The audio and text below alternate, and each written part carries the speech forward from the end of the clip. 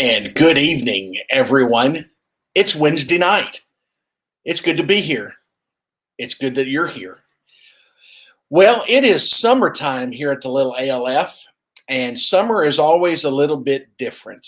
Last summer was very peculiar because if you recall, we were having a pandemic that had touched everything.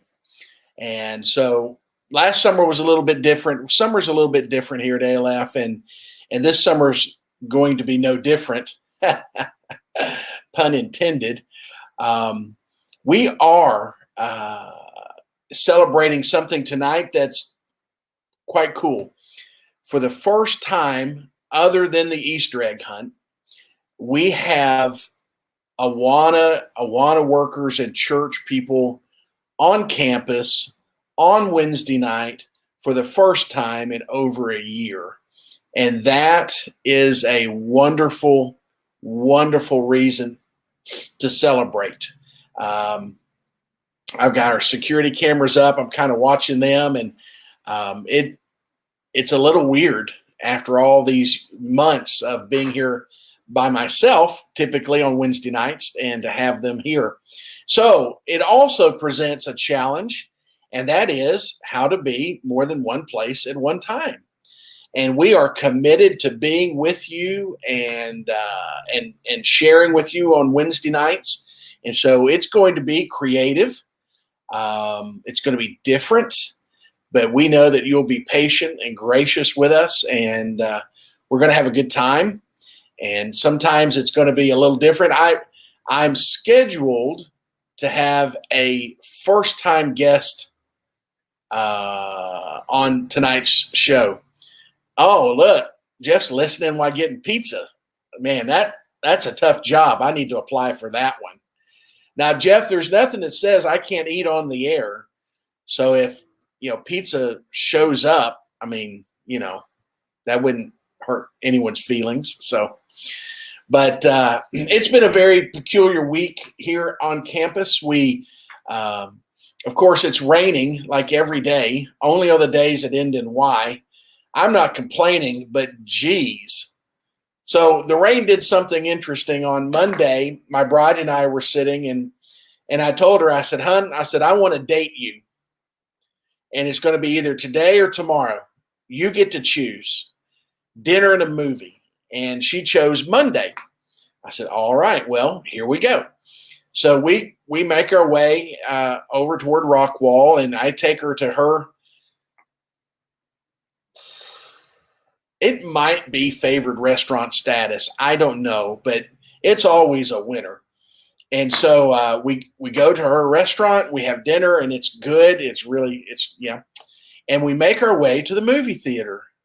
And I'm looking around, and it's lightly misting, but it looks kind of ominous. And I said, "Love," let's take these two umbrellas in with us, because I'm an Eagle Scout, and an Eagle Scout is prepared.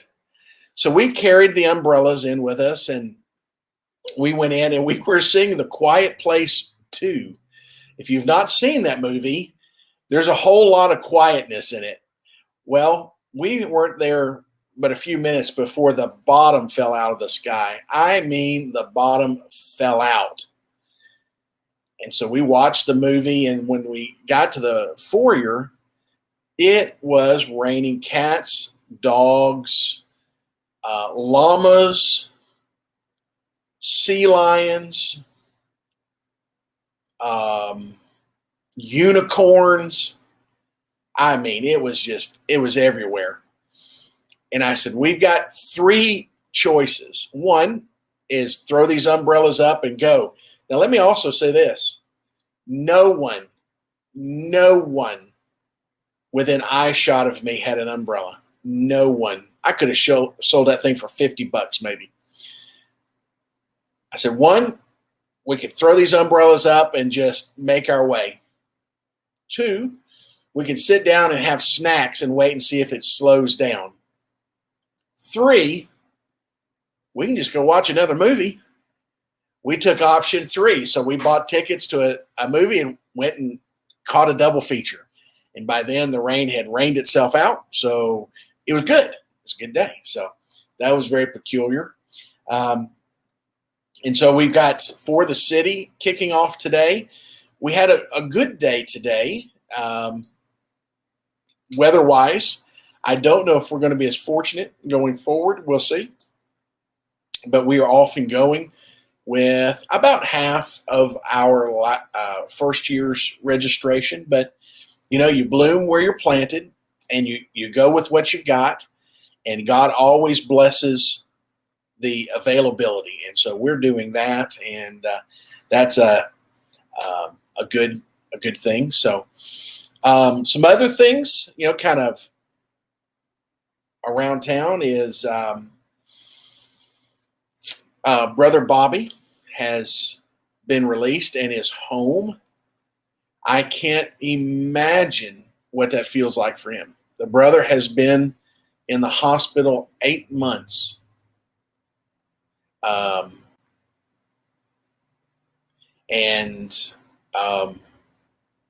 What is it like?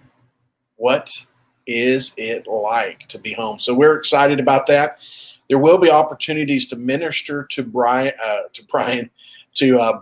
and Tammy. One will be meals. The second will be Bobby is beginning physical therapy and currently has to commute to Mesquite and back 5 days a week. And so there will be opportunities to help there. That's going to be a little bit of a heavy lift, but we'll see where we can. We'll see what we can do. I think they're working to try and maybe get him someplace a little closer, but so anyway, so we're celebrating the fact that Bobby is home, and we'll figure it out from here, right? Also, remember that Saturday is Brother Tim's life celebration. For those of you that are ALF people, we're going to need to do everything we can to consolidate our footprint to make sure we have as much space, parking, and seating for those of the family and friends to come. It's not going to be dry enough, I don't believe, to park off of the parking lot. I just don't see how that could happen. So we're going to need to do our very best to make as much room as we can. We will be live casting the service, so that could be an option for especially our ALF family to join us via the live cast. So tonight we're going to do something a little different. Josh is ministering. He's managing and ministering with the Awanas. And so tonight we're going to continue a discussion about memorials. Josh did an exceptional job on Sunday talking about the values of memorials and the importance of them. And so we're going to talk about that tonight. And instead of listening to one talking head, I reached out and invited a second talking head. Now, the reason I invited this talking head is because I wanted them to bring to the table a professional counselor's perspective on the values and importance of memorials and remembering and those sort of things. So we're going to walk through this. It's going to be fun, and you can make fun of them any way that you want. You can ask questions, and we'll do our best to answer them. But tonight, let me clear the deck here. Hold on just a second. Let me clear up our screen here a little bit. So tonight, the guest, talking head on Wednesday night Bible study, is one of our own. He's been known to have hot sports opinions. It looks to me like he cleaned up to be here. And it's a face that you'll recognize, most of you. If you don't know him, you'll want to know him. And so please welcome from the ALF Green Room, our very own Brian Goodwin. Hello. Hey, I can hear you. So wow, look how nice you look. I've been at work. I have to Okay. look nice at work. Yeah. Nice background there. I love that copper. That's your stove hood. Been a hood, yes, sir. So, yeah, okay. Now, the photograph behind us tonight, and what I'll do here in just a second after I tell you what it is I'll back us out so you can see it, and then I'll put us back in here. But the story that Josh shared on Sunday, the biblical account, I don't like using the word story because it makes it sound, like fiction or something. But he talked about the crossing of the Jordan River. Now, the photo I've chosen tonight is of the Jordan River. It is not of the area that the Jordan River they crossed. It's not this pretty, but I thought you guys would like to see a picture of the Jordan River. So I'm going to back us out, let you see it, and then I'll bring us back in.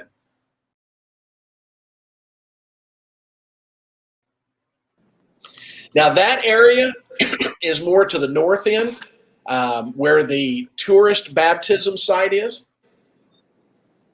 If you go down to the south end of the Jordan, it's not as pretty. It's most assuredly not as clear. So it adds to all of the interesting dialogue I think happened during this encounter. So Brian, we're going to just kind of reset, and we'll talk a little bit, and then I want to talk about memorials, and I thought about sharing some of mine because Josh, used my office as an illustration, and I decided I didn't want it to be all about my stuff, but I did bring to show and tell one I think is going to be unique memorial item for me. So I'll share that a little bit later. Let's see. So Josh had Fifth Sunday. That's his Sunday, his designated Sunday to teach. And so when I was absent, I asked Josh, would you still like to teach on Fifth Sunday? And like a good teacher, he goes, well, of course I would. And so he took the opportunity, with it being Memorial Day weekend, to teach a wonderful message about the importance of memorials. So if you recall, he took us to the encounter where the children of Israel, they've wandered in the desert. You remember, Brian, the children of Israel were delivered from Egypt, and God brought them through the Red Sea, and they had faith in that. And then God guided them with a pillar of fire by night and a cloud of smoke by day, and they had faith in that. They get to the Jordan River, this same Jordan River. Moses sends spies in to kind of get a look around, get a lay of the land. They go in, they come back, and they did one of the most fatal flaws when it comes to man and his relationship to the Lord. The Lord had told them, go possess the land that I have given to you. Well, they came back, they had a committee meeting, and they voted on what God's will was. And, let's just say the vote didn't go God's way. Oh, man, wouldn't you love to talk to those guys one day? What would you say to them, Brian? You walk up to these guys and you recognize them, and they were the ones who go, no, we can't do this. What do you think you would say to them?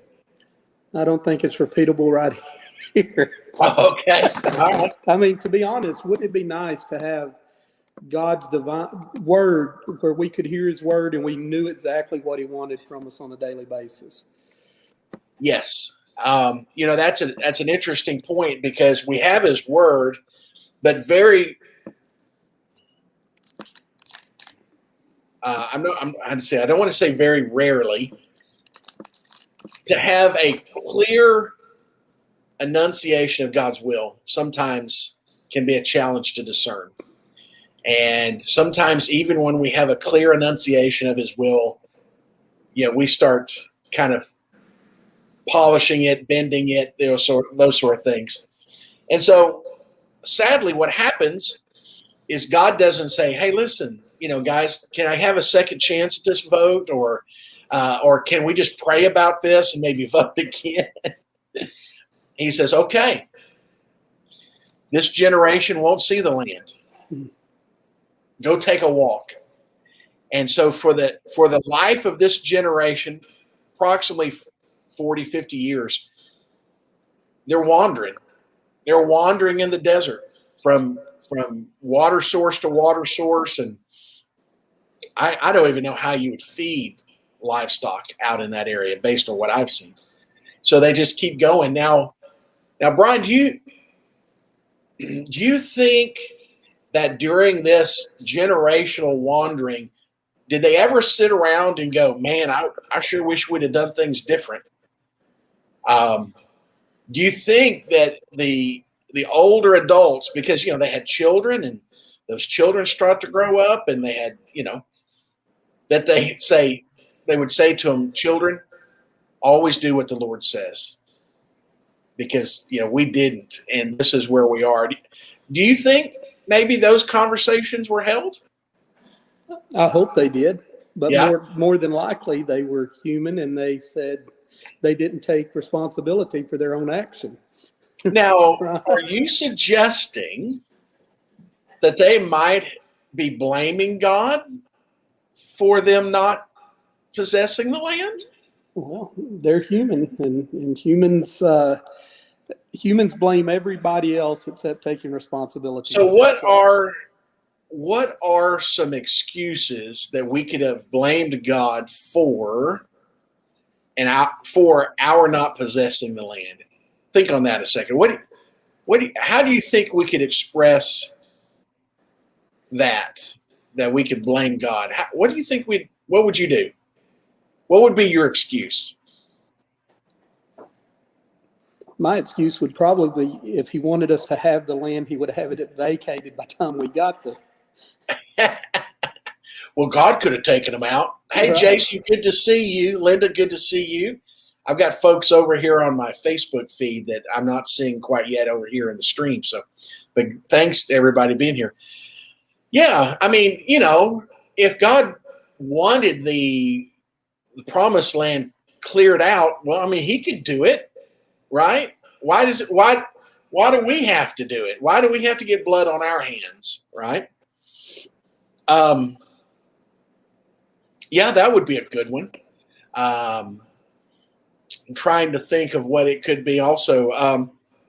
Well, sometimes God just asks too much. I mean, come on. One day a week, and but sometimes God just asks too much. It's too big. It's too much because, Brian, I don't want my kids to grow up without their dad. And God's asking me to put my life in jeopardy, and surely that's not God's will, that my kids would grow up without their father, But I agree with you. I think there was a lot of excuse making. I hope that there were people who were wise enough, mature enough, and loving enough, because it would be a loving thing to instruct your children based on your shortcomings. I mean, isn't that what we hope as parents? We want our kids to do better than us. And, we encourage them. What's something that you've encouraged your daughter to not do that a Brian Goodwin life may have done? Have you given any instructions like that yet? On a daily basis, we just have had conversations about how my mouth got me in a lot of trouble Not growing you up. first. That she doesn't have to make the same mistakes I did. Yeah. Yeah, a tamed tongue is a good one. It is. It's a good thing to have. And so, And I still wrestle with that. So. Yeah. Well, it's so close to your mouth. It's a short walk from your tongue to your lips, and Right. Yeah, and sometimes life can squeeze you. So here we see a generation who spent their entire lives wandering and wailing. I really appreciate it. It was funny. I got called out surprised. So Josh asked Sunday, has anyone eaten manna? Has anyone ever had manna? Well, I start raising my hand because I've had manna. Now it's not that manna, but I have manna. It's that provision from heaven. And so my hand's about halfway up, and Josh goes, "No one's had it because it doesn't exist. We're not sure exactly what it is." And I'm like, "Okay, so yeah, I was about to lie. Oh yeah, man, I had some manna yesterday." But so I laughed at that because, you know, and then there was waiting. I don't know exactly what the nation of Israel knew about maybe someday the promised land, but they were waiting for something different. God provided them water, God provided them sustenance, provided his presence, but there was a long waiting period. Is this life forever? Do we not get to go to this place that God has promised us? And let me ask you, do you think they really believed God at his word? Brian, do you think any of them thought, well, he's not going to keep us out of there forever? I mean, surely people don't doubt God's word, do they?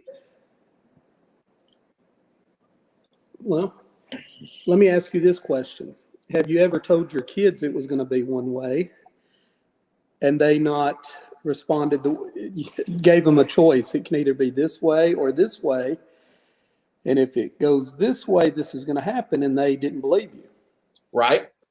Now, the problem is sometimes as parents, when we say no, what we really mean is not yet.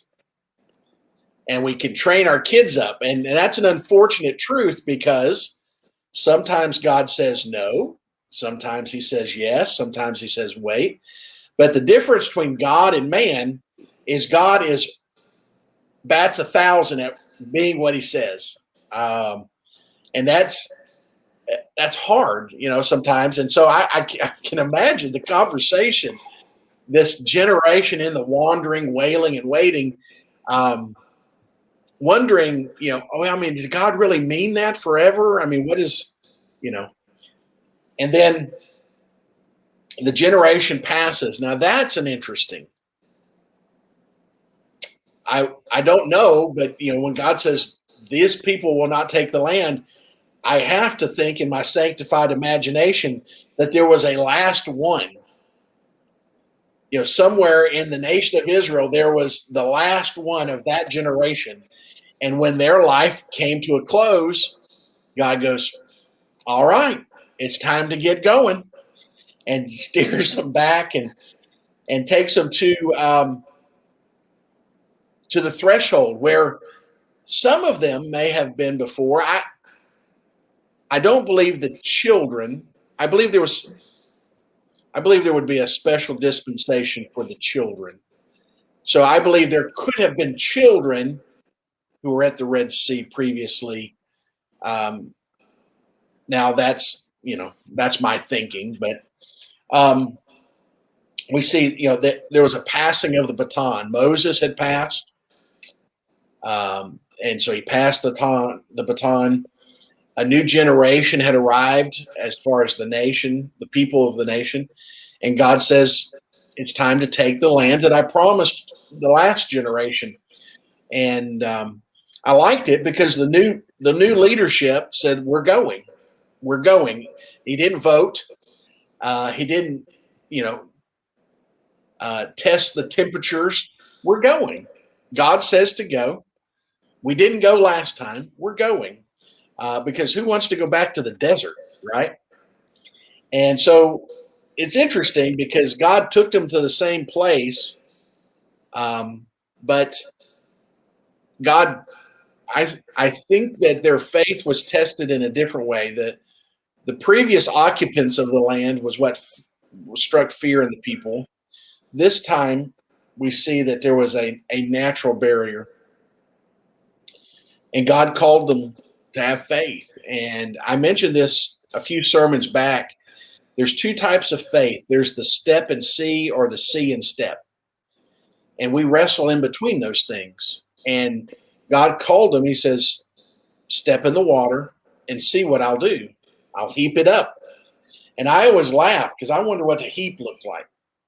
I mean, and I laugh because down at the other end where the water stopped, what did that look like? Or were there boats? Were there, because the water stopped downstream, upstream it heaped up. So they step in, they cross over, and God, they're led, and Joshua is led to take 12 stones from the middle of the river. And that's important. Now there were stones everywhere. There's still stones everywhere.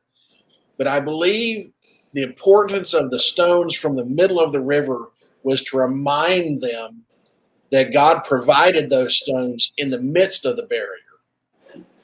It wasn't just that it was a stone, it was a stone from the middle of the barrier, from the middle of the trial, from the middle of the uncertainty, from the middle of the maybe fear.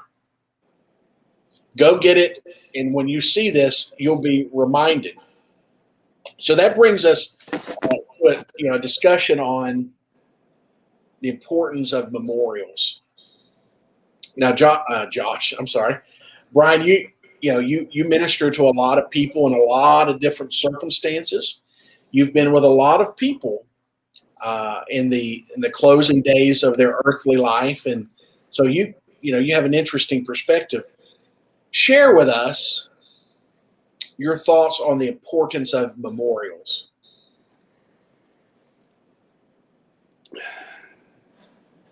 Memorials come in all shapes and forms. And for those of my generation, it mainly was a funeral was the first memorial to help the family get over. And now we have memorial services and funerals, and there's differences.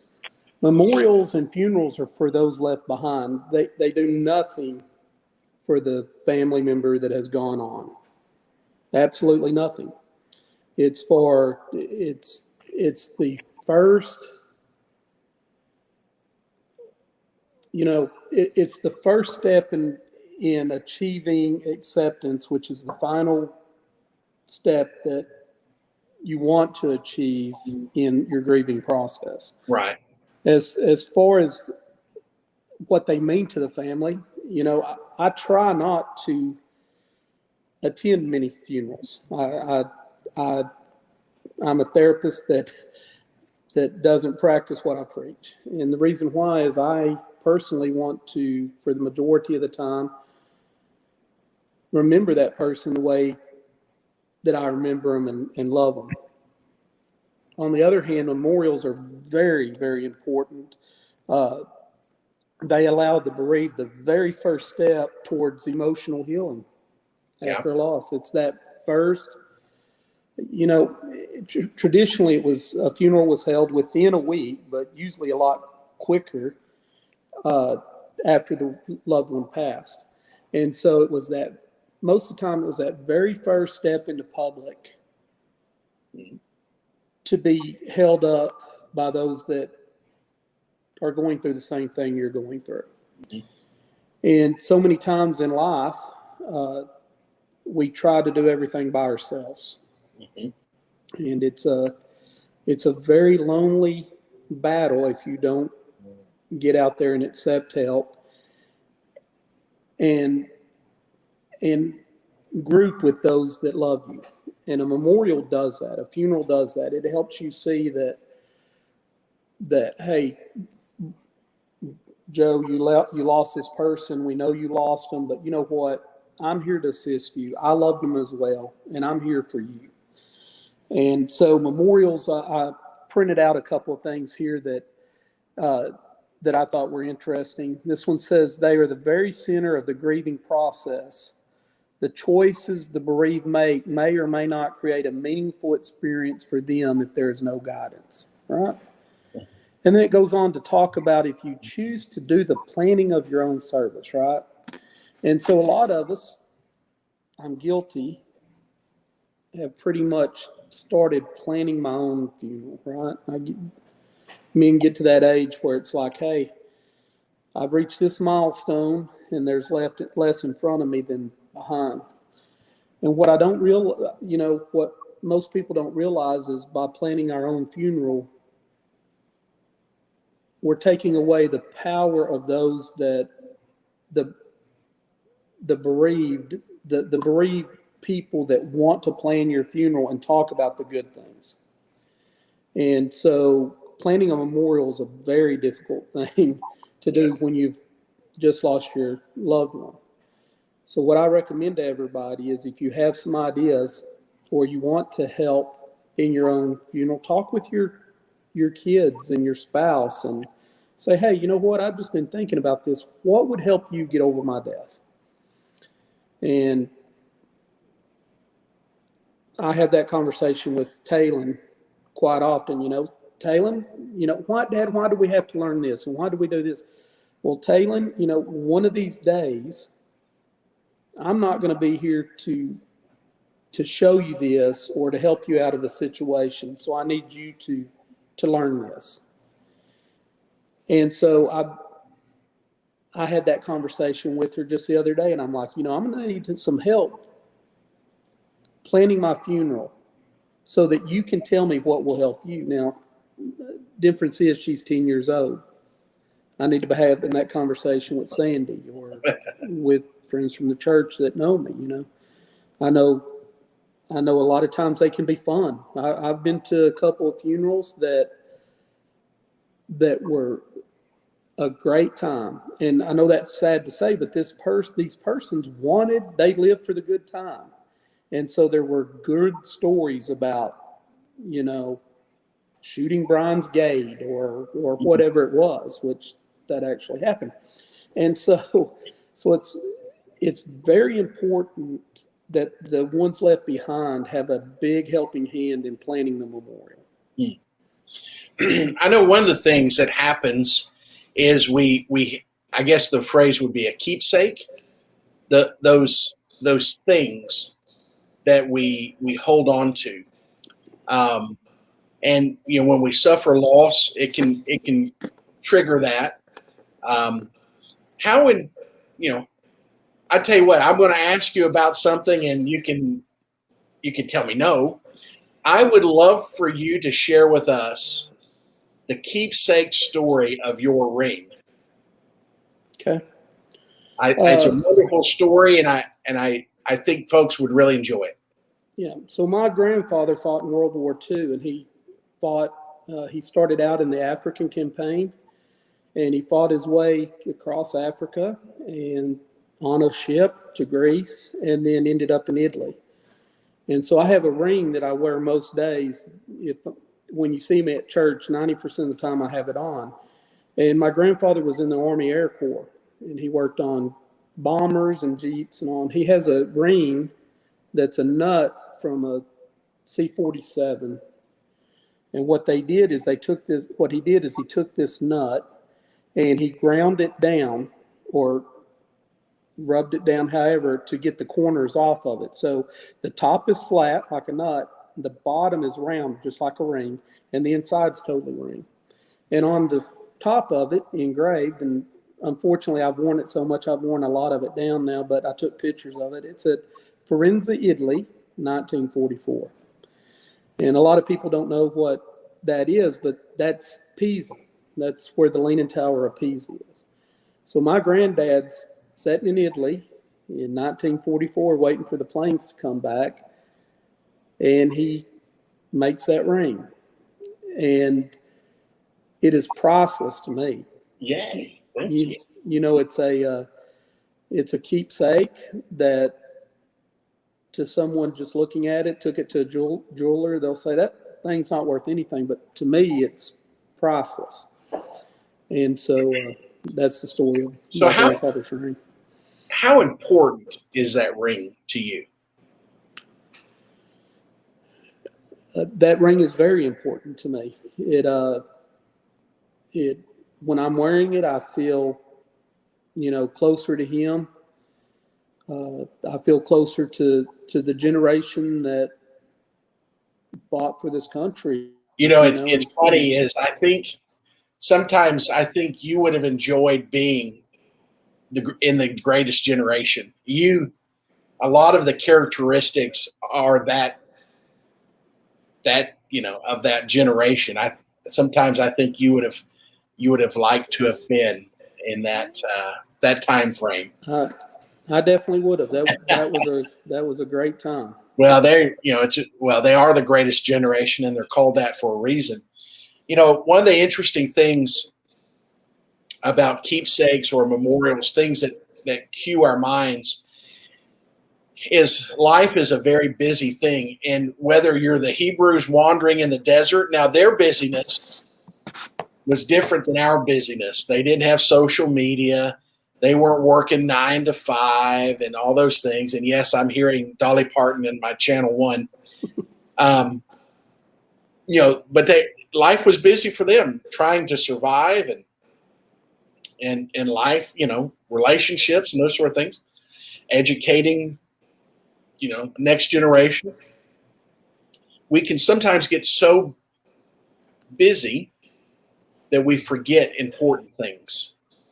And the items that, like these stones, are important because they help us to remember not only the individual, but it also can help us to remember a time or a place. And it's really important that we have those for personal reasons and spiritual reasons. So I have one of my keepsakes, my mementos, memorials, whatever. And it's a little, like you, is someone walks in and they see this, it really probably causes more questions than anything, because it doesn't really fit per se. And so for me, it's packed full of memories and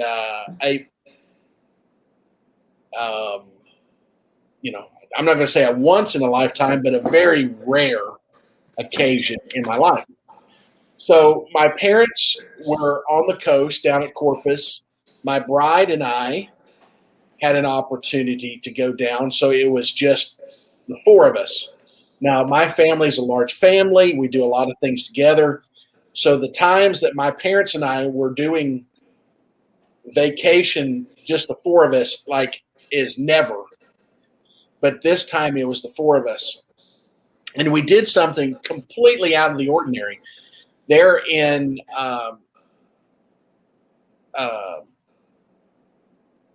what's the island by Corpus? Galveston? No, the Mustang Island. So out there was a store where you could go in and you could do clay things. You could paint clay items, and they would fire them for you, then you would have them. My mother really wanted to do that, so out of the ordinary.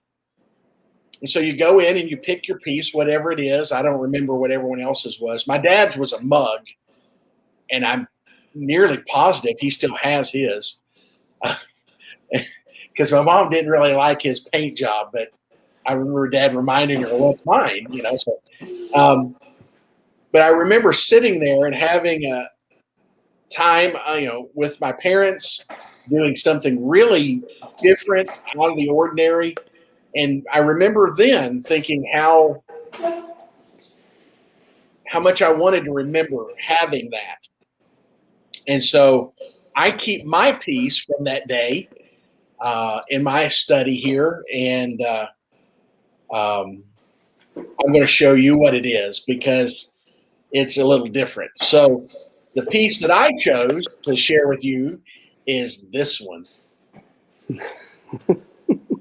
I picked this, and we're on the coast, so you need a pirate head, right? And painted it, and and all this, and it actually turned out quite well. I like it. Its actual use is a piggy bank, and that's kind of apropos, pirates and stuff. But it's interesting because this reminds me of a very significant day in my life, and as believers, it's important that we do what's necessary to remember God and what He does in our lives, because when we find ourselves in a valley, sometimes all we have is the remembrances to remind us. And the unfortunate truth is sometimes we can have short memories. And on top of that, we have an adversary that loves to lie to us and distract us and discourage us. And unless we have the ability to remember, to have gratitude and faith that if God would do it then, he'll do it again. Now, how he chooses to do it, when he chooses to do it, all those things, that's obviously in his realm of authority. But it's very important as believers that we remember how God provided. One of my favorite stories that you share about God's provision was there was an economic need when it came to your daughter. And to say that God provided out of the most unexpected place is kind of a gross understatement, I think. Absolutely. Can you give us the Spark Notes story of that? Yes, we needed a huge sum of money to adopt Taylor, and there was no way that I was going to be able to come up with this money, and had gone through some economic times that were pretty rough, and I get up, Sandy gets up, she's leaving to go to work, I'm leaving to go to school, and she tells me, she says, and I'm not saying she didn't have faith. Neither one of us knew how we were going to do this, and we knew it was impossible.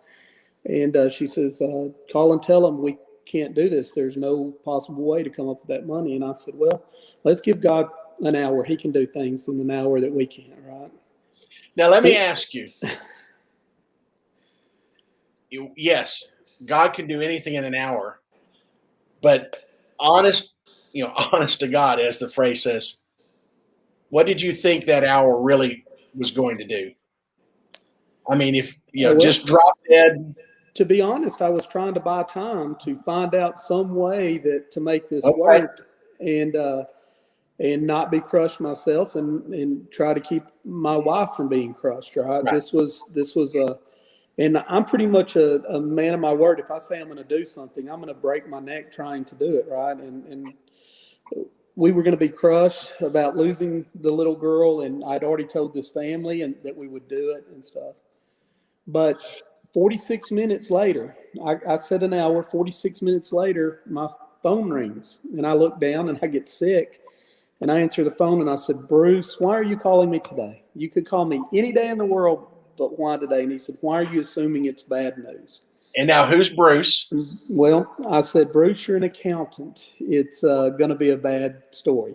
And Bruce had called me because we'd prepaid so many taxes in the business before I shut it down that we were going to get it all back. And this was a Tuesday morning. Bruce had no idea what was going on. I needed the money in my bank by 12 o'clock on Thursday. And Bruce said, yes, it's you're getting all the money back, or 90% of it, and it's going to be in your bank by 11 o'clock on Thursday. And I said, Bruce, just for giggles, how much is it? And it's within $100 of the amount of money we needed to complete the adoption. Yeah. And to be honest, people think I'm crazy, but I heard God talking to me as clear as the day is throughout the whole adoption procedure with Taylor. And it's really disheartening to me, because if those leaders really heard the Lord tell them, go and take this land, they should have done it, because I could hear his voice clear. Yeah. I can't hear him ever, right? But I heard him throughout that process, and it changed my life. It changed my life like nothing else. I'm a human. I'm a sinner, and I do not deserve any of the blessings that have been bestowed on me by my Lord. Yeah. And but she is she's the greatest So memorial, you right? could say the Lord heaped it up. He heaped up the water and made a way. Absolutely. There So was for those of you that can't see everything I can see, we have the actual author of Sunday's sermon. And so let's bring in the Joshua to, brother, we're talking about the importance of remembrance. And we've talked about remembering people and how we can best remember them and how it values us. And we talked about the value of the items, keepsakes, remembrance items. And I shared kind of a wacky one from my office. So what, you got something you'd like to share? Anything percolating around in there? Well, I was coming in and I was tuning in. I'm glad I got that. I had never heard that full story from Brian, so that was pretty amazing. God's provision. That's something on a much smaller scale happened like that to me when I felt God was wanting me to go back to school, and it was like the worst timing in the middle of a pandemic. It was the winter instead of the fall. The fall semester instead of the spring. CJ was less than a year old. So anyway, I said, well, God, if you want this to happen, you're going to have to make it happen. And from stuff we had saved and money that people gave, literally to the dollar, we had my tuition money when I went to go pay for it. And it is crazy because we live in such a world where as Christians, we know the miraculous or we know that God is constantly at work. But sometimes it's difficult to, I don't know, it just, that stuff happens and it's almost like you expect it but you don't, and then it happens and it's amazing, but then you go, well, yeah, I know I guess what I'm saying is I never doubted that God could do it. It was always like, do I have the faith? Is God going to use me? I know he can do it, but I'm the weak one here, you know what I mean? I'm the one that doubts. I'm the one with the flaws. So, why would God choose me? Why would God, and I'm sure, Brian was kind of saying that, why would God choose Brian? Why would God choose you? Why would God choose Moses, Right. running away from Egypt? Why would God choose Joshua? Why would he choose these people? And I don't know. I don't know why he chooses all of us to do different things, but as long as he's glorified in it, I guess it's all great. And one of the interesting things about remembering is so often we can get lost in the look, where we believe God can do anything. I mean, I believe that. I really, really do. But it's the how's he going to do it that sometimes leaves you, uncertain. And the vast majority of God's blessings in and through the human experience come through the hands of other humans. Right. Whether it's an accountant who's taken the time, done the due diligence, and decides I'm going to call him and give him the good news. Well, that guy had no idea what was on the other end of that line. no idea at all.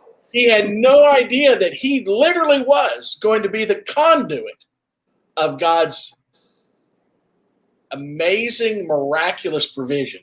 Now, it was Brian and Sandy's money. The government was just keep holding it. But, that man had no idea. And that is one of the most amazing things is we have to remember that God works in the simplest of ways. And sometimes you're the recipient. Brian was the recipient of that phone call from that accountant. But sometimes you get to be the conduit. And it's important that we remember those things because we can become ingrateful. And as our life begins to change, one of the things I've asked the Lord to do is to always help me remember how rich my life has been. Because there'll be a day, when my life will be different, and that's okay. But if we're not careful as human beings, we start getting a tunnel vision, and and those sort of things. And the truth is my life has been exceedingly and abundantly more than I ever could have dreamt. And I want God to help me to remember that, so that even in my sunset, I can rejoice over, what I've seen and had and shared in and things. So, And it's Josh, it's the memories you give it in.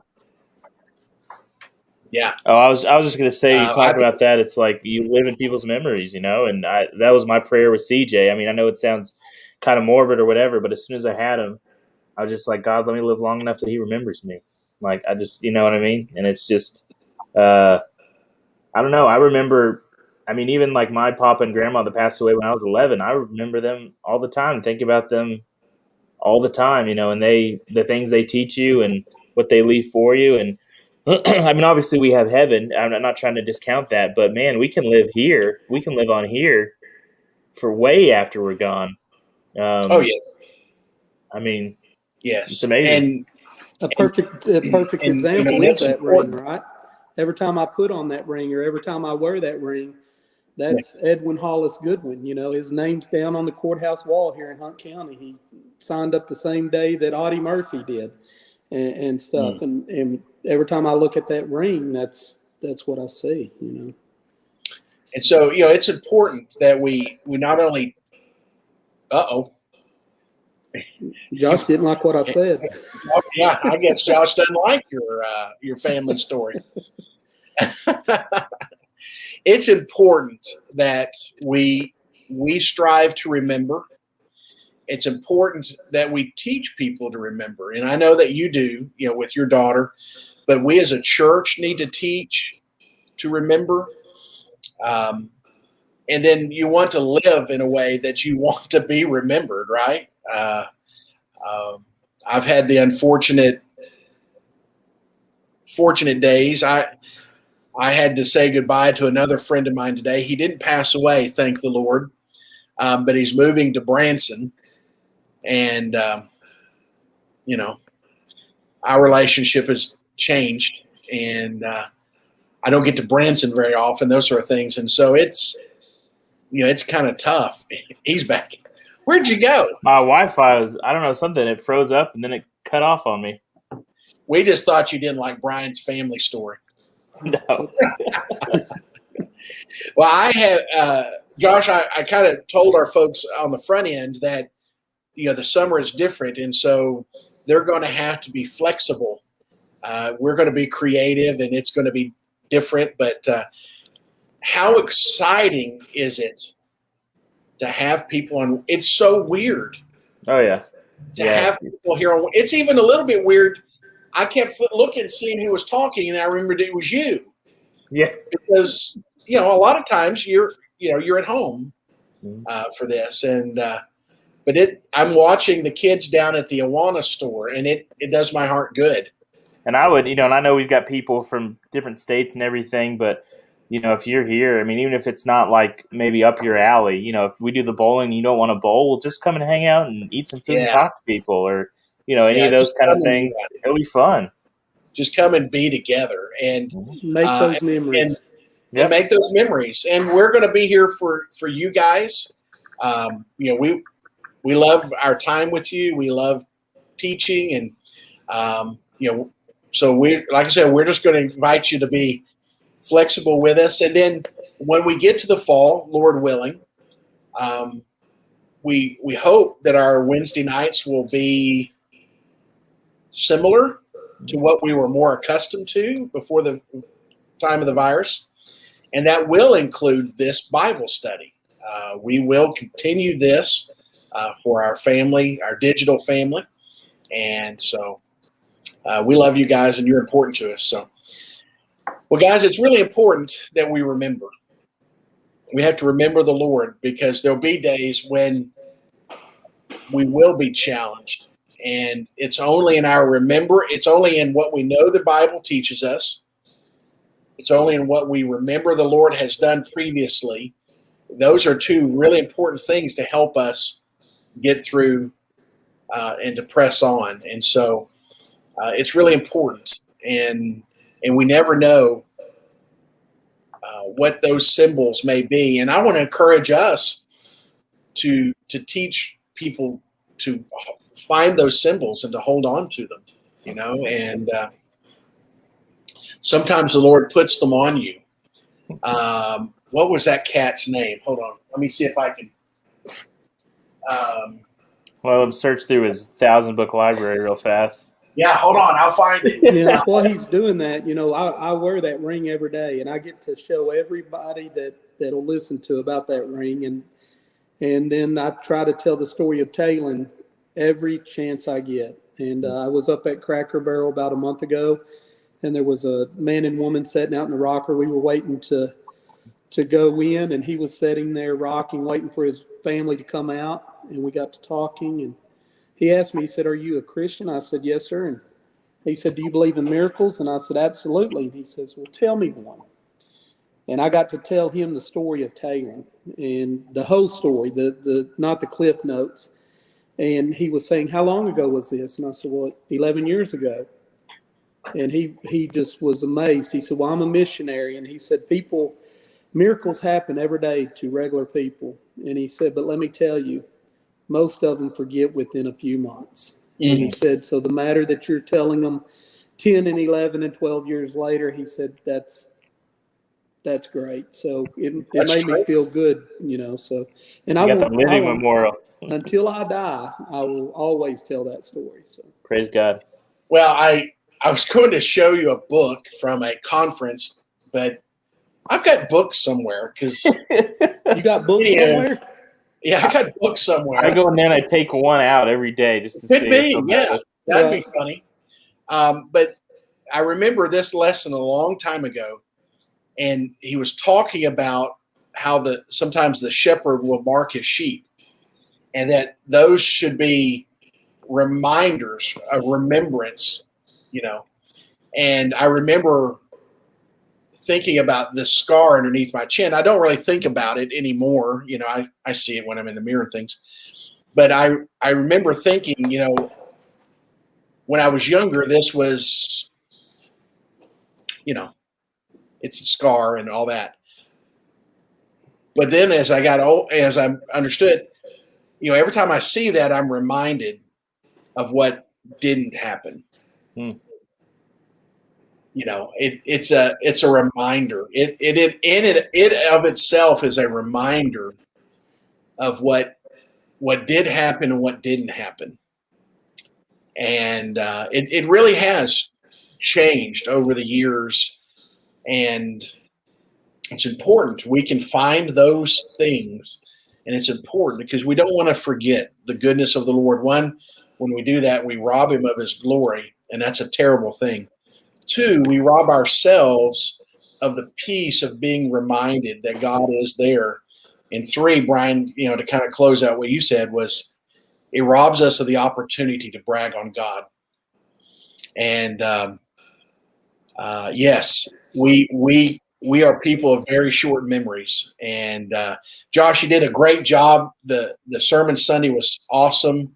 And I was teasing, about, I told them yes to the Red Sea instead of the Dead Sea, stuff. But it was really good, and I thought it was a wonderful opportunity, especially with the calendar that Memorial Day weekend. If we must remember that the freedoms we enjoy are not free, and it'll remind us of things. So, all right, last thoughts.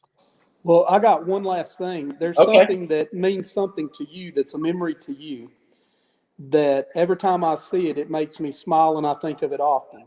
The bottle on your desk with the sand in it. Oh. I thought that was what it was going to be tonight. But that's a great story, and I think of that all the time. Every time I'm at your office, I think of that. So I'll tell this story, and I'll connect it to current events. Okay.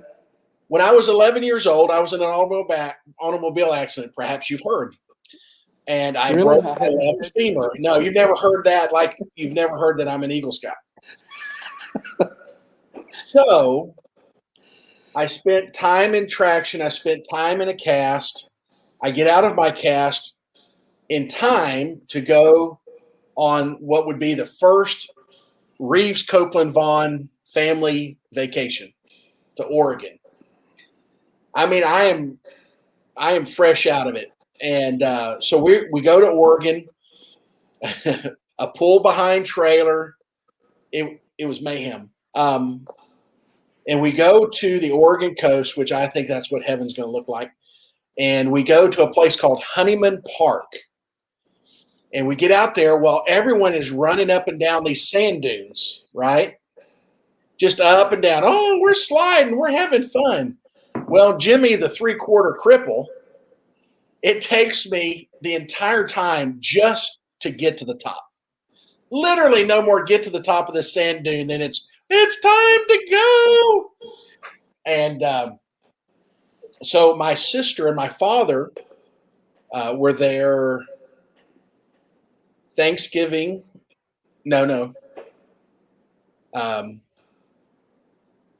Thanksgiving a year ago. And they went to the park, kind of memory lane. And my sister was so kind. She brought to me sand from Honeyman Park. And so now you say, how does that connect? Well, because I went there shortly after I broke my leg. And now I'm telling you the story shortly before they repair my leg.